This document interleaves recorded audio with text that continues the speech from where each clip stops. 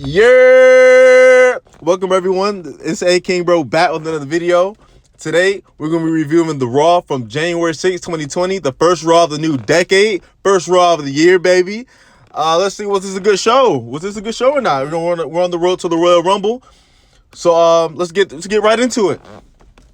First thing we start things off with Brock Lesnar, the current WWE champion, with this advocate Paul Heyman. The story here is that Brock Lesnar announced that he's going to be in the Royal Rumble. Now you're thinking to yourself, okay, he's the WWE champion. He's going to put on the line. You know, in the past, the WWE championship has been on the line in Royal Rumble matches. You think about Ric Flair in '92. You think of Roman Reigns in '16. Is Brock going to do the same thing here? But we know now it's become evident that he's not going to be defending the WWE championship. He's going to enter at number 1. And the title's not going to be on the line. So basically, a match is being taken from us, just for Brock to be in the Royal Rumble match. All the Big Four pay-per-views, always the WWE Championship, any of the World Championships have to be defended. Brock's not defending his WWE Championship. Why is that? That's so weird. Like, it's stupid to me. Like, it makes no sense. Why is he's been gone since Survivor Series? And he comes back, and he's still not going to defend the championship at a Big Four pay-per-view. You got to be kidding me, man. I love Brock. I love everything Brock stands for. I love he brings that big fight feel. He's the most legit, badass wrestler in the company right now. And this is what they got for him. They couldn't find nobody on the roster to face Brock for the championship. Nobody. That's what that tells me. They didn't have nobody to face Brock one-on-one for the championship of the Rumble. So they just throw him in this 30-man Royal Rumble match. And he's the champion. What is he fighting for? If he wins, what happens? What is he fighting for? What is he fighting for? But they advertised at the end of the show he's going to be there next week. He's going to be back, so we'll see. He could be pulled. He could have a match at the Royal Rumble next week. Maybe a challenger, arises. We'll see what happens next week. But enough with that, though. Next, we're going to get into the U.S. Championship match between Andrade and Rey Mysterio. Now, these two faced off a handful of times over the past year since Rey's been back. This match was good, but they had better matches. I remember one match they had on SmackDown, which was top. It was amazing. This match was decent. Some highlights here. Rey hits Vega accidentally. But the way the match ended was Andrade hit a hammerlock DDT on Rey to retain. Rey was distracted. He was focused. He was so hurt that he hurt Zelina Vega, who was, the advocate for Andrade St. Almas. He was distracted. Almas took advantage, and he retained his championship. This match was very important to Rey. He was talking about before the match, he was saying, his days are numbered. Rey's 45, 44. He's still saying he has days, not years. He's at the back end of his career. It's winding down. This match meant a lot to him. Not only to him, his son, whose son is trying to become a pro wrestler as well. His son Dominic. This match is really important, and it's unfortunate that he lost. We'll see what Rey does from here. Could we be looking at a retirement match at WrestleMania? Same thing with Kurt Angle last year. It's possible. It sounds like this is the end of the road for Rey Mysterio as we know it. So we'll see where it goes. Next, we go to a backstage segment with Kevin Owens and Samoa Joe. They challenged Seth Rollins and AOP to a triple threat tag team match for the main event. But there's only one problem. AOP and Seth Rollins, 3 people. KO and Joe is only 2. So Joe teases that he picked a partner. He has a mystery partner that he's going to wait until the end of the show to reveal. And so we left with a cliffhanger, throughout the show to keep us watching. I like that. Keep the audience, have them, be anxious. Have them be like, oh, who's it going to be? Who's it going to be? We have to wait till the end. We have to wait all 3 hours to find out who that person will be. So I like that. Let's see. Next, we have a Raw Tag Team title match between the Street Profits, the Viking Raiders, the champions, and the OC. Truth be told, the tag team division for Raw is just not good. Like, I'm just not feeling it. The Street Profits, I don't. To me, in my opinion, like a knockoff Crime Time. They're over the top, cheesy, corny. It's not my cup of tea. I feel like they're better than that. This gimmick that Vince gives them. The Viking Raiders, they're just boring to me. Never really cared for them. This division is really lacking something. It's really just lacking. The OC, really love the OC, but they lose. They got 1 week they gain momentum. The next week they lose it. They lose matches where, for example, a couple months ago, Seth Rollins and Braun Strowman were in a Universal title feud. The OC just won the Raw Tag Team Championships, and they were hot. They were hot, baby, hot like hotcakes. They were hot, but no, to help further the Seth Rollins and Braun Strowman storyline, they have the OC job to them in the main event of Raw, and they lose their tag team titles. And since then, they haven't been the same. It made no sense to me. It didn't make no sense. But anyways, the Raiders won this match. I mean, what else can I say? Took up a lot of time. It didn't need to be that long. It was whatever. It's cool. We go into another backstage segment with KO and Joe teasing their mystery partner. In this segment, Joe told KO, but Charlie Caruso, the one who was trying to, get the scoop for us, she didn't get to know. So KO and Joe know at this point, but we still don't know. So they're keeping it going. I like that. Next up, we got the Raw Women's Champion Becky Lynch cutting a promo. She comes in the ring talking about, her 2019. Of course, it was historic. She was saying, wondering, what kind of champion am I?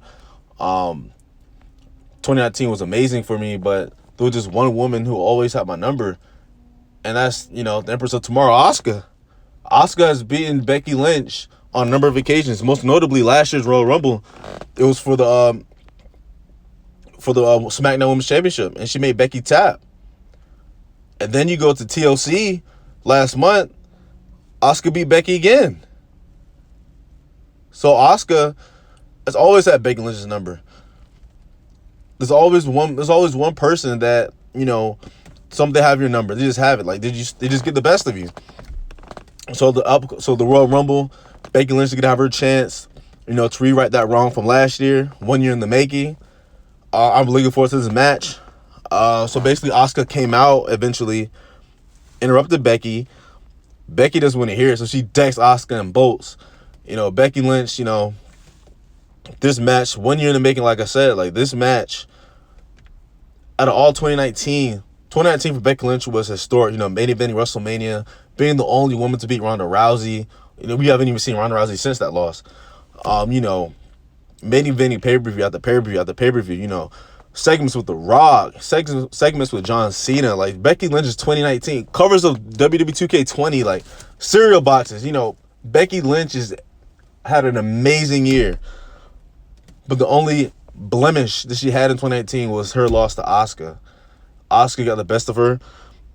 Royal Rumble's her chance to finally get that W and move on to Mania and see what happens. So I enjoyed that segment. They could have done more to further their story, but it is what it is. Next we go to the backstage segment. Andrade is giving an interview, and Rey Mysterio attacks Andrade. Just attacks Andrade. Zelina's telling him stop. Rey's not having none of it. He just keeps beating him down. So it looks like that their story's not finished yet. Because technically Andrade didn't win clean. It was, Rey was too focused on Zelina. After hurting her, he lost track. He lost focus on the match. Andrade just capitalized. So maybe this story's gonna continue. I don't mind seeing another match, between those two. Since Rey's about to hang it up, I want to see these two in-ring magicians go at it again. I'm with it. Honestly. I'm with it. Next up, we got a Rowan squash match against a jobber. Rowan, it's crazy how Rowan, a couple months ago, back around August, September, he was in that Daniel Bryan, Roman Reigns storyline. He was in the main event, beating Roman Reigns. He beat Roman Reigns, I think, at Clash of Champions, right? Am I right? Pretty sure I'm right. And now you got this guy, doing pointless stuff, beating jobbers. What's in the bot? What is that? This man was was just in the main event scene with Roman Reigns just a couple months ago on SmackDown. Now this man is just, this guy's a clown. This guy is a clown. I don't care about what he has in his body. I don't care what he beating jobbers every single week. That doesn't excite me. He's not being built up. So I mean, what is this? Rowan was in the main event storyline with Daniel Bryan and Roman Reigns, and now this is what he does on Raw. I don't know. The next match we have AJ, the phenomenal AJ Styles against Akira Tozawa. Squash match. This match was just to further the AJ Styles and Randy Orton storyline. AJ actually does his copies Randy Orton's apron DDT, and then he finishes Tozawa with an RKO. It was funny to watch. It wasn't a good RKO, but he just did it for imitation. Mock Randy Orton, getting Randy Orton's head. It was announced that they will face each other next week, so that should be interesting. The match at SmackDown a couple years ago was epic. The match earlier this year at 35 was okay. I couldn't really see it because of the sun. But I'm open to it. I'm ready. I'm down to see AJ Styles. Two legends. Can't go wrong with the AJ Styles Randy Orton match. I'll watch that anytime, any day of the week. Next up, we got Bobby Lashley and Lana get into the ring. They after the travesty that happened last week with Liv Morgan, announcing that she loves Lana, and Rusev, interrupting as well. They want to redo, their wedding, not as lavish as last week, but they want to do it real quick. They try to get married again. But Rusev interrupts. He's from, I think he's in Hawaii, somewhere like that, somewhere. He's not at the show. So basically, Bobby Lashley just challenged Rusev to a match next week. Maybe is this going to be the the write off of the storyline next week? Is this going to be it? Here though, the Lana. Let me talk about Lana for a second. Lana is, she's Lana. She's beautiful, okay, but her promo, whenever she gets a mic, is cringe. Whenever I hear Lana, whenever I hear her voice, it's just annoying. It's just she's not a good promo. Yeah, wow. I even turned the volume down. I just couldn't. That was a terrible promo that she cut. I'm not with it. No. Terrible promo. The segment was, it was just there. This storyline needs to come to a close. It's been going on since September. It's time to wrap it up. The audience, we're tired of it. I believe it ran its course. Definitely ran its course. Yeah. So we'll see what happens next week between Bob Lash and Rusev, the Bulgarian Brute. Next we have 10-time women's champion Charlotte Flair against former Riot Squad member Sarah Logan. Now this match never became official. It was pretty much a brawl. Made Charlotte look strong going into the Rumble. She just kicked Logan's ass. This was just a showcase for Charlotte, make her look strong going into the Rumble. Charlotte going for that 11th championship. She wants to Rumble, go to Mania, make it 11 times. She's chasing her father. She needs 7 more reigns to pass him. I believe she'll do it. I mean, 10 title reigns in less than 5 years is kind of absurd. It's kind of, wow, but it is what it is. Next up, we got Drew McIntyre, my boy Drew McIntyre against No Way Jose, the goofy No Way Jose. This match, quick.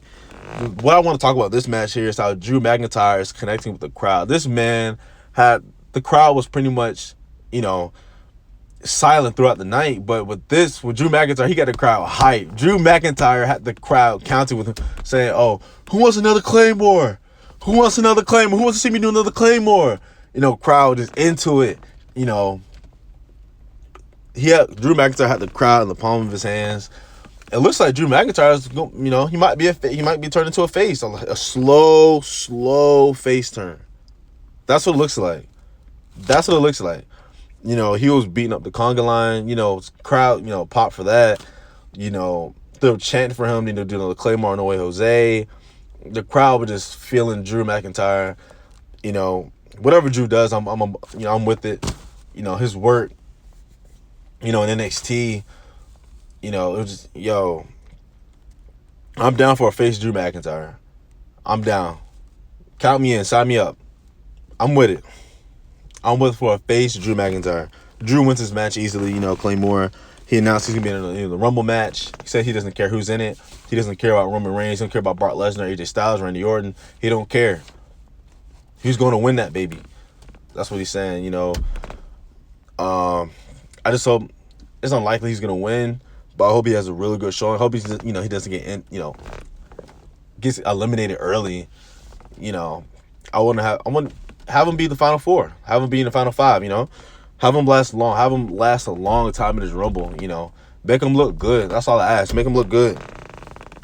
Next up, we got Aleister Black against Shelton Benjamin. Now, since Shelton Benjamin's been back, he hasn't done anything, honestly. I mean, what? Build tag team with Chad Gable. I mean, what is that?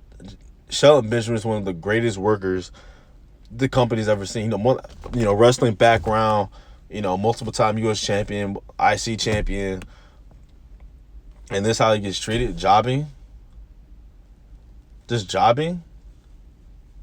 He has done nothing of significance since he's been back. Nothing. I don't get it. Like, I'm not saying, you know, he has to have a real title run. I'm not saying none of that stuff. Like, I'm saying he should be in main events. I'm not saying none of that stuff. I just want him to be showcased better. This man is like, what is he, about 44, 45 years old? He's on his way out the door. He's at the back end of his career. Can we give him something special on his way out? He gave us one of the greatest all-time Raw matches against Shawn Michaels back in 2005 in that Gold Rush tournament. Amazing match. People still talk about the match to this day. Who can forget that super kick when he did a springboard off the top rope and Shawn Michaels caught him midair? Who can forget that? He sold that bad boy. He sold that bad boy. You know, it's whatever. Of course, Black gets to win with Black Mass. After the match, you know, Buddy Murphy attacks Black, continuing the feud. You know, it was announced at the end of the show that they're gonna face again next week. Whenever Black and Murphy gets in the ring, it's magic. We saw that at TLC. We saw that at Raw, I believe last week or a couple weeks ago. I'm looking forward to it. Let's get it. Another round with these two. I'm down for it. And now we got the main events. AOP and the Monday Night Messiah, Seth Rollins. Monday Night Messiah against Kevin Owens, Samoa Joe, and their mystery partner. Wait for it. Where is the Big Show? It's their mystery opponent. The mystery partner is the Big Show. Big Show is the mystery partner for Joe and KO in 2020. And the thing about this that irks me is, like, at the end of the match, it looks like Big Show was going to win. It looks like Big Show was going to win the match for him if Seth Rollins didn't hit him with the chair. They got Big Show looking strong in his first match on Raw in, 2 years? And they got him looking strong? And not only that, he knocks out Seth Rollins, the man who was just Universal Champion a couple months ago, the man who beat Brock Lesnar twice, the man that beat Braun Strowman, the man that won the Royal Rumble. Big Show came back, first match in 2 years, knocks out Seth Rollins and stands tall in the end Raw. Really? Big Show comes back and looks strong. Dominant over AOP. Dominant over Seth Rollins. Straight up dominant. Dominant for what? Who in 2020 is excited for Big? You know what? We love Big Show. I love Big Show. But it's 2020. Big Show should be, he should focus on his, his Netflix show. Do some, ambassador work for WWE. You know what I mean? That's what you should be doing. Not in a ring. Making the three top heels of your brand look like chumps, man. And they just formed like a month ago. They look like chumps, man. For what? You trying to make Big Show look strong? Is Big Show, gonna end in the Rumble? Is he gonna end in the Rumble? He gonna win in the Rumble? Why are you making Big Show? Why is Big Show gotta look strong for? Why is Big Show gotta look strong in 2020? Why is he knocking out Seth Rollins? Somebody answer me, please. Why?